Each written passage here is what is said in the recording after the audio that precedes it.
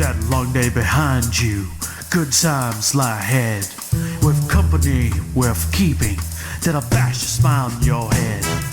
Come on in, the door's open, you'll find just the finest folks here. Pull up a chair, grab a drink, and lend our stories your ear. Cause we're the talk the tavern. Here you're always welcome. The talk the tavern. Promising beer and bedlam. The talk the tavern. Music, medicine, then some. The talk the tavern. The song's over. Here we come. Okay, and welcome to the tavern. I'm Travis Sivart, author of fantasy and sci-fi, and my vices tonight in chat. Our live chat, feel free to put your vices right there in chat and we'll read some of them off. I am finishing up a pipe, a nice beautiful 7 Lumberjack with some Cornell and Deal Dark Cherry Cavendish and Coke Zero, and I am stroking my fishy pussy. Ooh. What about Dark you, on? Cherry, huh? Yeah. Dark cherry. Right, well. I am knitting and I have tea. Those are my vices. What about you, Ed? I'm drinking wine and more wine. Nice. Do you have to work early? Yeah, I gotta get up about 4:30ish. Well, you get 4 hours sleep. You'll be all right. That'd be good. Bree in our live chat says, I have water. And Maria says, Vice tonight is bullying the child into doing her laundry. Does that count? Sure.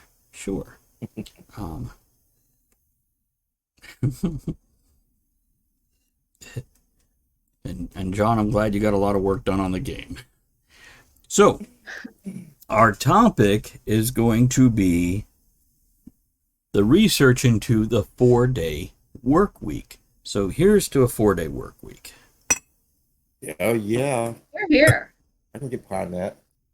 So, I found an article recently, was going through it, that apparently in the UK, there's been a company, like a charity type company, that basically went, we're going to try a 4-day work week. This doesn't mean 4 10-hour days. We're sticking to 8-hour days. So you're working 32 hours, but you've got to keep your productivity up. But you'll only work 4 days. Now, in this article, they did find there was some problems, and we'll go into that in a little bit. But in general, Andrea, Ed, what do you guys think of the 4-day work week instead of 5 or 6 or 7? I'm looking over at Andrea. She didn't. Okay. Oh, I'm all for it because that's exactly what I have. And a 4-day work week. Mm-hmm. What's that done versus when you had a 5-day work week? I'm happier. I'm not as flustered, I guess. I prefer it. Mm-hmm. I'm still productive. So, Okay. But then I have more time to do the other things. So what about you, Ed? You got some thoughts on this? Well, two things. Keeping my productivity up. Are you expecting me to do in 32 hours what I used to do in 40 hours? Yes. That's one thing.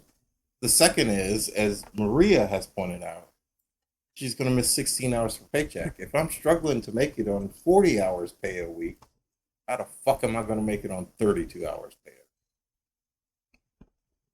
That is a fair question. Get a second job?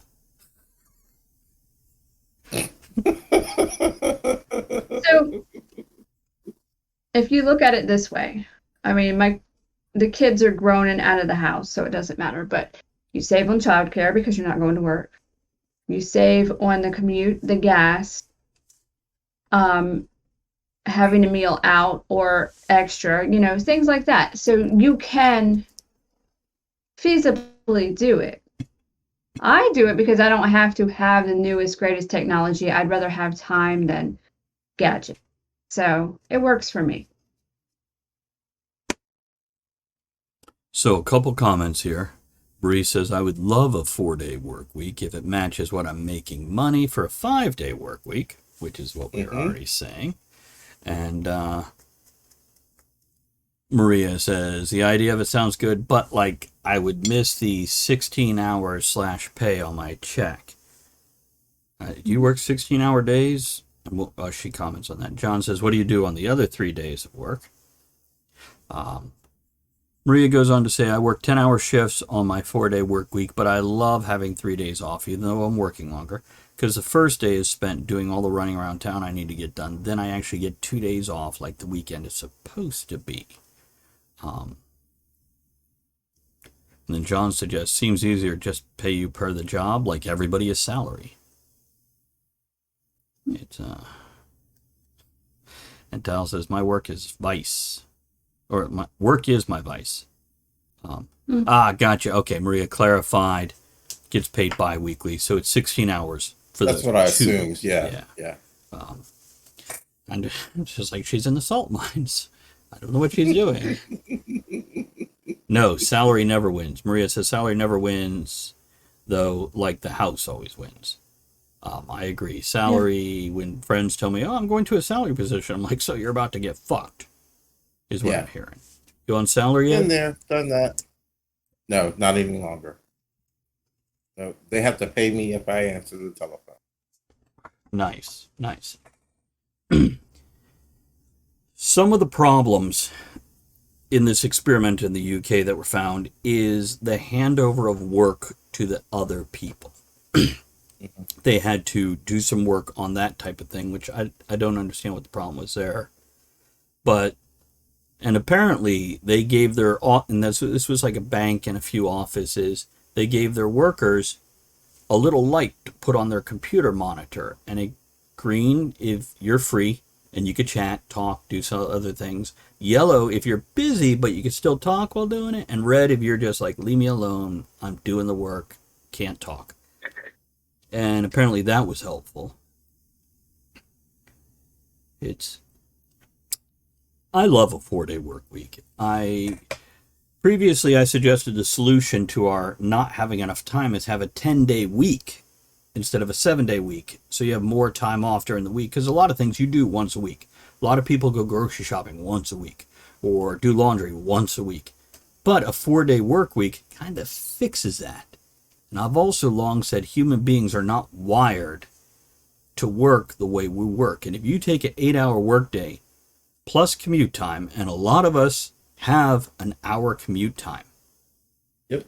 So that's 2 hours. You're now up to 10 hours. And let's face it, you have an hour get ready, whether it's eating breakfast, showering, taking care of the kids, washing the dishes that are in the sink, whatever. And you have an hour wind down. Knocking off the slice. Yeah. And you have an hour cool down time after work where you're just kind of getting used to being back home. So that 8-hour day for some people turn into a 12-hour day with all this other stuff. And if you want 8 hours sleep, you now have 4 hours to do something, which is essentially eat dinner,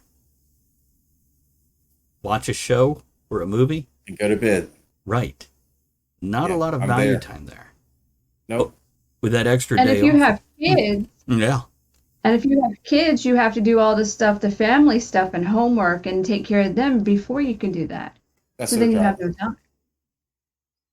Maria says, while humans aren't made for a 5-day work week, I think finances right now are too tight for too many people for it to work. Maria, we'll talk about that in a minute. John says, we have the incentive that we set a minimum set sales per month. You get 10% of gross over that goal added to check. That's a good incentive. That makes the employees part owner-ish. Tal says, I'm supposed to have a 4-day work week, but I tend to work nights and weekends out of addiction. That said, it means my days are really flexible and I can basically do what I want when I want. I love to work for myself, and working for yourself is very different from working for somebody else. Because the work you do, you see the results, whether it's financial or otherwise. And you can ask Andrea, even working for myself now, I am working way more than 40 hours a week, but I'm happy doing it. There's a value in doing something for yourself to produce that income that's not going to your day job.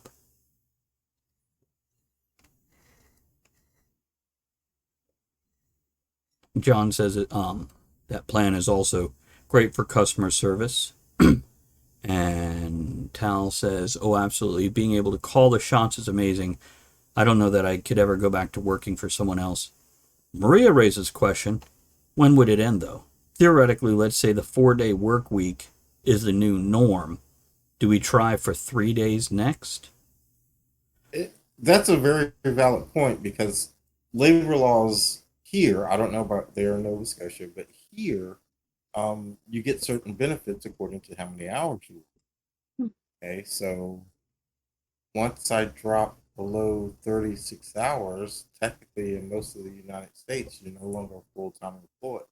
Do I no longer get vacation? Amazon built a business on that. Most of the workers are part-time workers, not full-time. Thus, no most insurance, retail is part-time workers. no vacation, and all this other stuff. So you do lose things with that by federal law. Right. And that sucks. It does. Now this is the whole affordability of living like this. The point, before labor laws, people worked a lot more. Before minimum wage, people worked a lot more for a lot less. And we put these systems into place, and they theoretically fix things, but we find ways. When cost of living increases this much, and the wage increases 5% of the cost of living increase. That much. Yeah, this is why when people are like, well, we need a $15 minimum wage. From the time I started working to now, if wage increases had followed cost of living increases, we'd all be up to like $36 an hour right now. Yeah, absolutely. But with that being said, just because your pay increases, then the cost increases, and people don't want to pay more, they just want to make more. They just want So it doesn't work that way. Right. Yeah. And also, That's why raising the minimum wage alone just doesn't help. You got to start freezing some prices in there as well. Right. And we've already seen that, as in the U.S., wages are going up. But I went to buy some pretzels the other day. The price of the pretzels have increased by 30%, which is a lot more than my pay increased. And I'm like, couple of comments here. Tal says, I hate it when businesses have poor processes that won't let me change because it feels like stupidity, and I feel stuck in a hole where I can't just keep my mouth shut. I have had that problem a lot. Maria says, I think it'd be hard to keep people going at 100% for 4 days. Once the novelty of it runs out, then people are going to go back to their normal percentage of productivity. Going back to my work, I can see exactly how productive I am because I respond to customer emails. I answer the same number of emails because I'm still working around 40 hours a week. I know for certain if I was working only 32 hours, I would not be making those same numbers. That's where it has to be broken down into percentages, Maria. Yeah. If you're answering 5 emails an hour or 12 emails an hour, you have to maintain that percentage because they're getting other employees in there in the hours you're not working. So your productivity needs to be measured. Again, Amazon does this. Everything has metrics, or whatever the right term is. And that's how they measure your productivity. How are you doing per hour? How many boxes do you move, or whatever you're doing? I used to work a job that I worked 3 days a week and absolutely loved it, but I was working 39 hours. I worked 13 days. Right. And I worked like Monday, Wednesday, and Friday. It was freaking awesome. Loved it. Yeah, I liked when I was working for other people. If I can work 4 days and do 10-hour shifts, I was happy. Because my thought is, if I'm going to leave the house, I might as well just stay out those extra couple hours. Yep. Because I'm not going to be able to do much else anyway.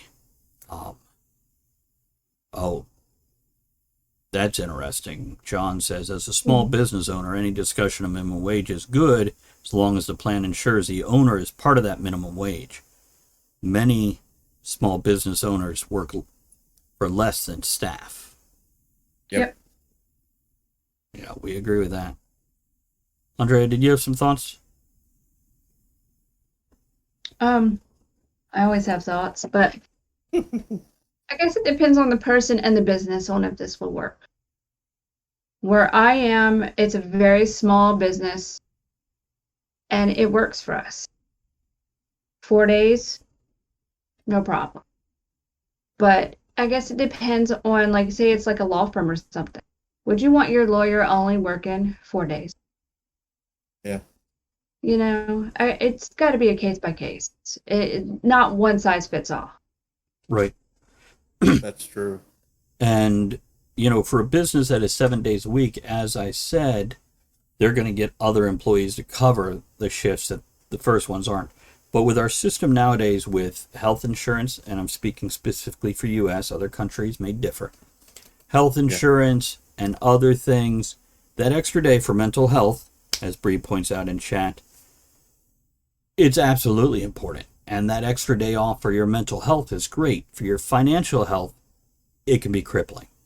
Especially since so many of us live paycheck to paycheck, hand to mouth. And to get that cut in pay, I guess it means get another roommate to help cover the bills. No. Maria says Canada has the same thing. You have to work X number of hours to get benefits. To get benefits, yeah. And that's something that is a whole can of worms. I can say we should fix that, but here in the U.S., we have been dealing with health insurance for everyone, and it is a very mixed bag. Yeah. And it still confuses the hell out of me. They definitely have not simplified insurance. No, it's not simple at all. It makes no sense whatsoever. I mean, even just choosing a plan, I'm just like, I don't know what most of this means. Might as well just pin something on a dartboard and throw a dart and pick it that way.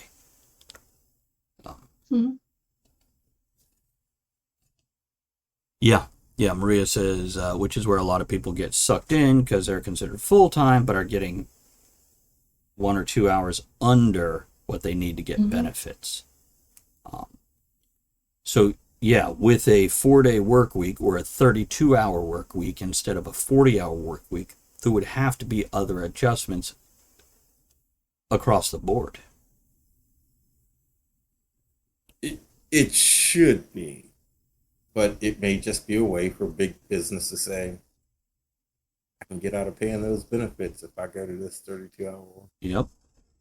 And my generalized opinion is the people with the most money get to choose how laws work. In general. In general.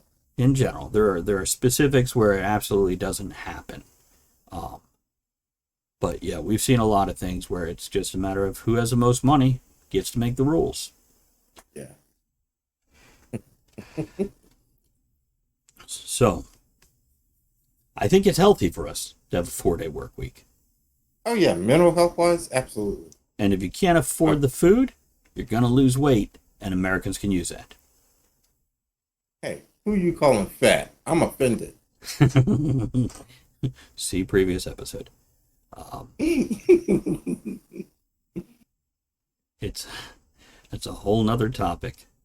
We're going to get a wrap this up here. I'm going to put on the closing music while we do our closing toast. And I'll read a few more comments during this. So here's the mental health and not overworking yourself. But, damn, need that money, don't we? Yeah.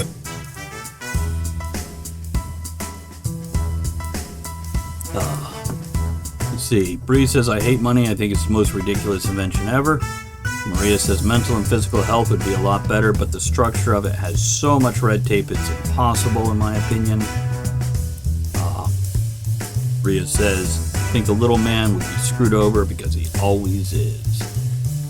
That Amen. about summarizes it. Thank you guys. Have a great